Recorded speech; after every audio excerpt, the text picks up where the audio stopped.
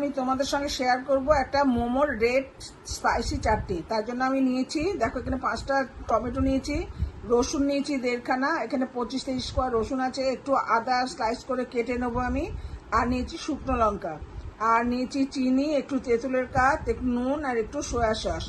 আমি এইগুলো একটু মাইক্রো ওভেনে বয়েল করে নেবো।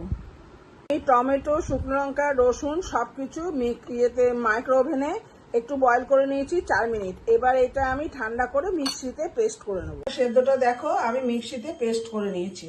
কড়াইতে আমি সামান্য একটু তেল দিয়েছি, এবার আমি এই টমেটো পেস্টটা দিয়ে দেবো।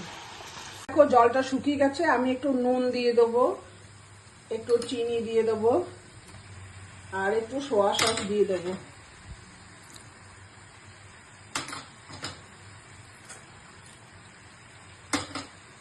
দেখো জল একদম শুকিয়ে গেছে। এরপর আমি এতে দেব একটু 2 চামচের মতন তেঁতুলের কাঠ। টমেটো চাটনিটা আমার হয়ে গেছে।